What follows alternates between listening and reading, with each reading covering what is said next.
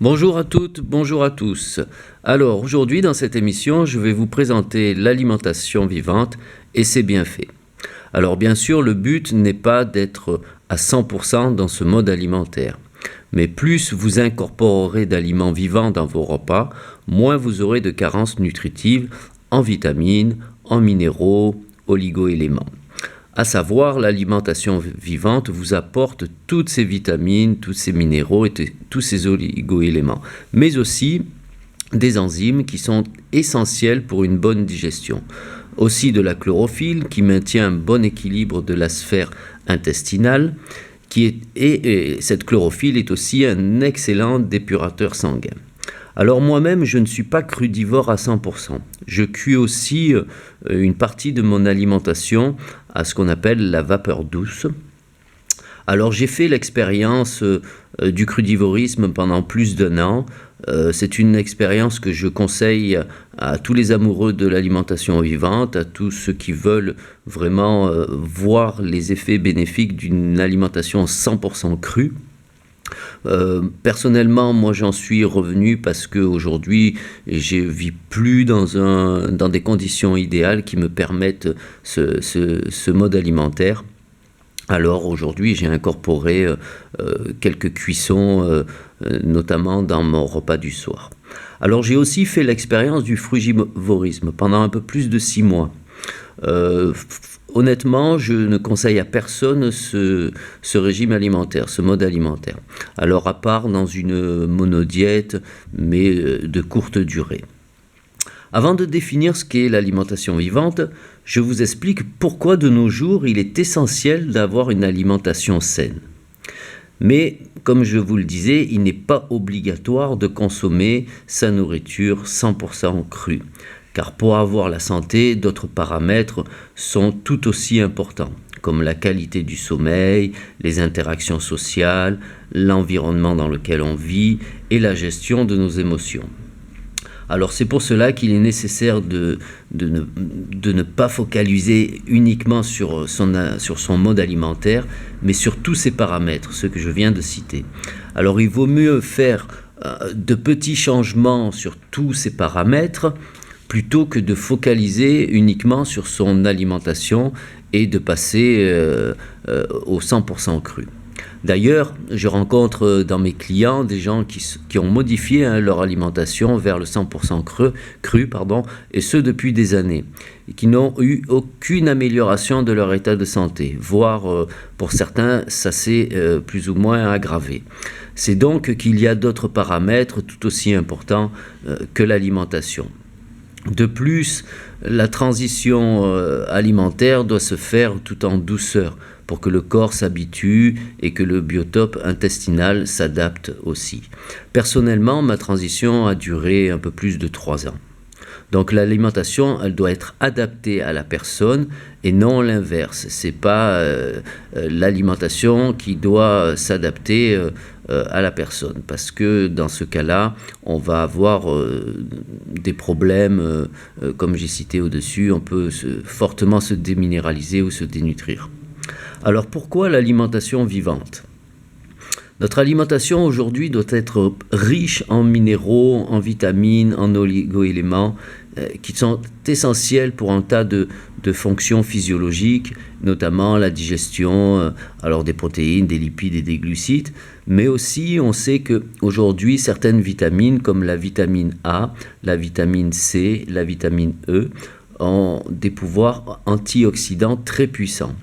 Alors certains minéraux aussi et oligo-éléments ont ce pouvoir-là. Donc ils protègent, quand on dit antioxydants, c'est qu'ils protègent nos cellules du vieillissement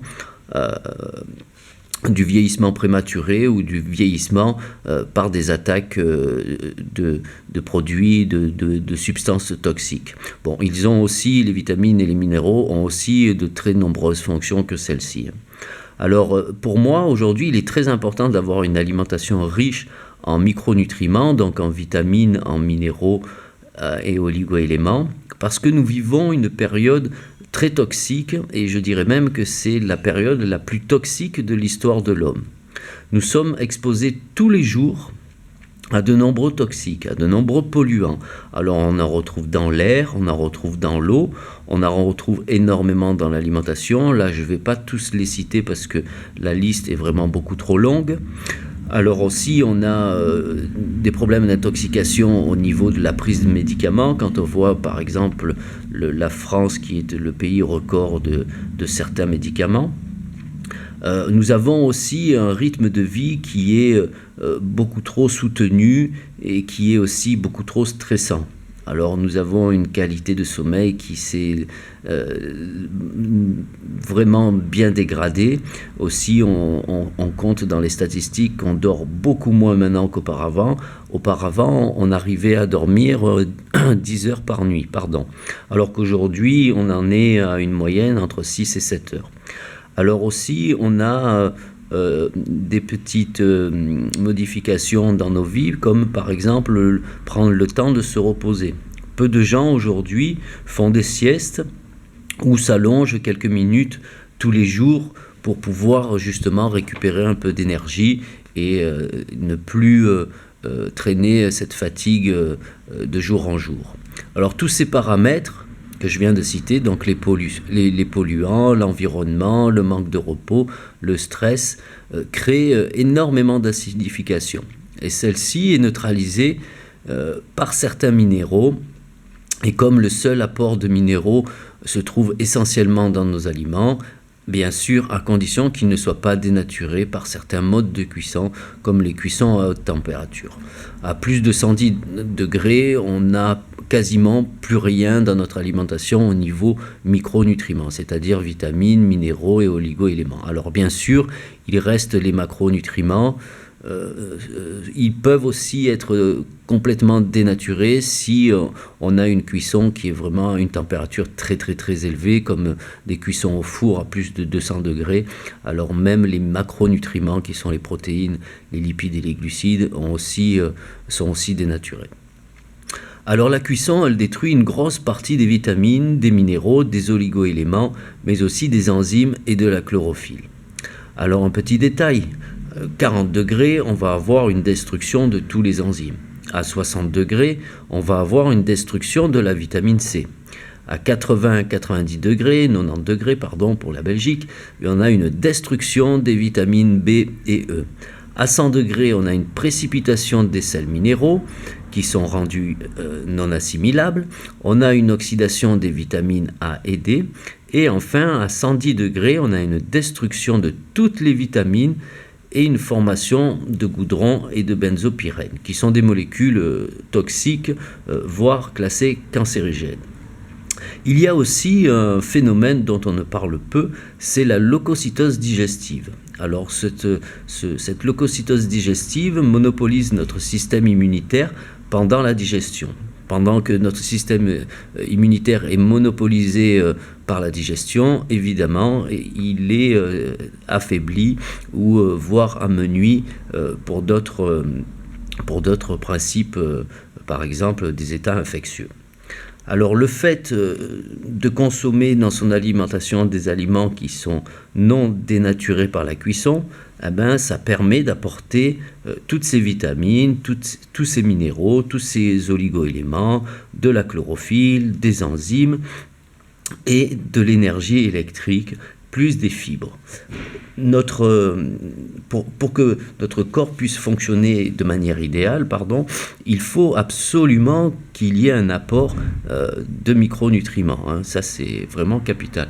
Alors de nos jours, vu que notre alimentation est complètement cuite et sur des temps beaucoup trop longs, alors je ne parle même pas de l'alimentation industrielle qui est catastrophique, donc si on n'a pas d'apport de micronutriments de manière suffisante, notre corps ne pourra pas fonctionner de manière idéale. Quand nous cuisons trop nos aliments, les micronutriments sont détruits. Donc je rappelle, les micronutriments sont les vitamines, les minéraux, les oligo-éléments. Et certains macronutriments, alors ce qu'on appelle macronutriments, ce sont les protéines, les lipides et les glucides. Ces macronutriments, à certains degrés, à certaines températures, sont aussi dénaturés, comme les protéines. Et de ce fait, le corps ne sait pas les reconnaître et ne sait pas fournir les enzymes adéquates pour leur digestion. La cuisson, il ne faut pas l'oublier, est une véritable transformation chimique des nutriments. Alors, comme je le disais, il n'est pas nécessaire d'être à 100% dans l'alimentation vivante pour être en santé, mais de savoir quelle proportion d'aliments vivants nous avons besoin au quotidien pour garder un bon équilibre nutritionnel et ne pas souffrir de carences diverses, alors de déminéralisation et de pathologies liées à celle-ci, comme l'acidose qui est responsable de nombreuses maladies et de troubles physiologiques. Donc pour définir l'alimentation vivante, je dirais que c'est une alimentation qui va exclure les aliments aux procédés artificiels de conservation, les aliments transformés et industriels, mais aussi les aliments cuits. Malheureusement, c'est presque la totalité des produits présents dans les supermarchés.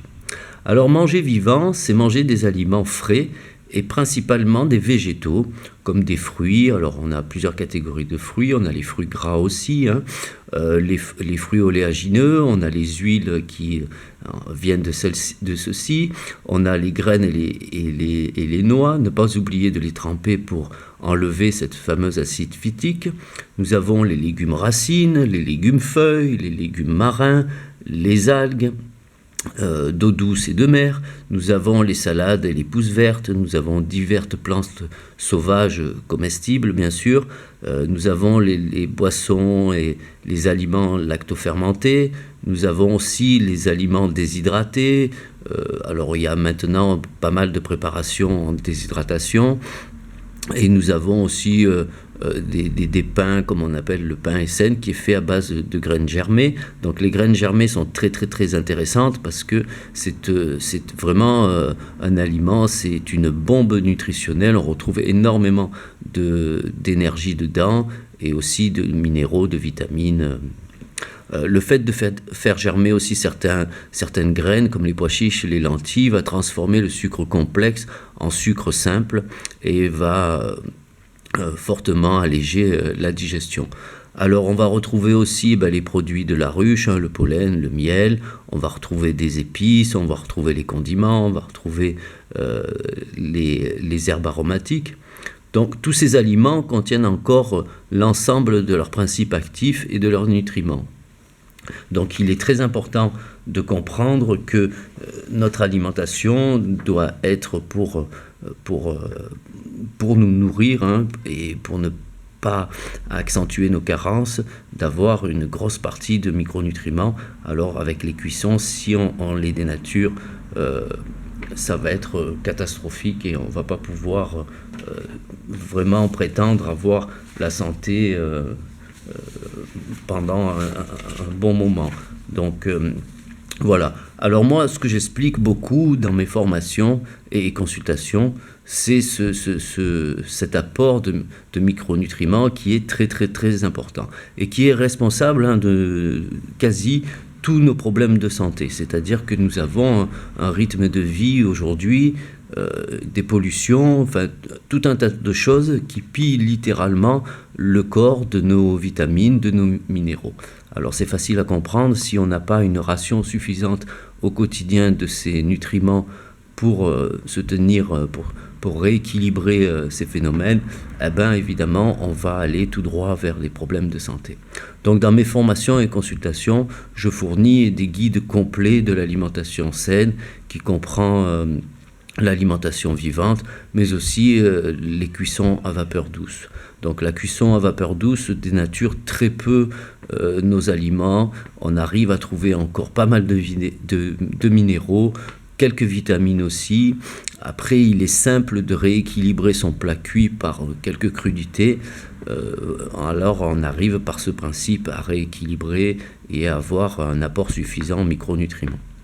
Alors je donne aussi pas mal d'exemples de menus et aussi un guide de transition alimentaire. Bon, tous ces documents sont vraiment écrits de façon simple pour que chacun puisse le comprendre et adapter à ses envies à sa propre vitesse.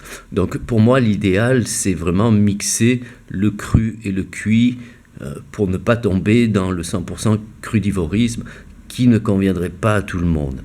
Les personnes qui ont des problèmes d'inflammation intestinale, par exemple, ou aussi de fatigue chronique, devront, elles, gérer soigneusement la quantité d'aliments crus au quotidien. Car consommer trop d'aliments crus ne leur sera pas bénéfique. Il faudra dans un premier temps régler les problèmes d'inflammation intestinale, puis par la suite apporter progressivement des aliments crus. Alors il y a un appareil qui est extraordinaire pour ça, c'est l'extracteur de jus, où là on va pouvoir enlever les fibres de l'aliment et consommer le jus qui sera vraiment très riche en micronutriments et aussi en macronutriments. Alors ça ne veut pas dire que, parce que beaucoup de gens vont me dire oui mais les fibres sont essentielles, oui bien sûr que les fibres sont essentielles, donc ça ne veut pas dire se nourrir exclusivement de jus.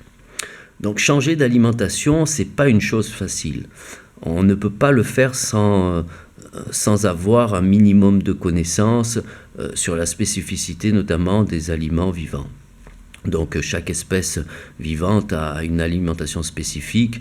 Nous avons une alimentation spécifique qui est basée sur la consommation de fruits et de légumes, de noix et de quelques produits animaux. Donc je vous conseille, si vous souhaitez faire le pas vers l'alimentation vivante, de vous faire aider par une personne qui a déjà de l'expérience, qui a déjà vécu une transition alimentaire vers le cru et réussi, si possible.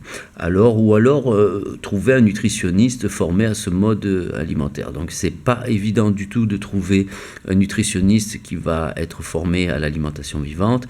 Moi-même, chez beaucoup de mes collègues nutritionnistes, diététiciens et médecins, le mot alimentation vivante, c'est vraiment un point d'interrogation, ils ne savent même pas ce que c'est. Donc voilà, c'est pas évident de trouver quelqu'un de nos jours, malheureusement, qui est formé à ce genre de thérapie nutritive. Alors c'est important parce que vous allez éviter les erreurs. Alors ces erreurs peuvent coûter très cher. On peut très vite se retrouver dénutri ou accentuer une déminéralisation déjà présente. Donc le fait d'être guidé, aidé, vous évitera justement de faire ces erreurs. Alors on a comme récit des gens qui se sont complètement dénutris, déminéralisés, donc ils ont perdu énormément de poids, pour certains ont perdu les cheveux, pour d'autres les dents, enfin c'était vraiment catastrophique. Donc tout ça parce que les personnes se sont lancées aveuglément dans ce régime alimentaire, dans ce mode d'alimentation, en pensant que c'était la solution miracle et que le fait de manger du jour au lendemain tout cru pouvaient solutionner tous leurs petits problèmes de santé. Donc, ce qui n'est pas le cas du tout. Comme je le disais tout à l'heure, l'alimentation n'est pas le seul paramètre qui nous tient en santé, il y en a beaucoup d'autres. Donc, quand on veut travailler sur le rétablissement de sa santé, on est un peu obligé de vérifier et de voir qu'est-ce qu'on peut modifier vers le mieux sur tous les paramètres de santé. Voilà, j'espère que cette petite explication vous aura donné envie de passer le pas, de venir vers ce mode alimentaire. Je vous souhaite à tous et toutes une bonne soirée, une bonne journée et je vous dis à très bientôt. Au revoir.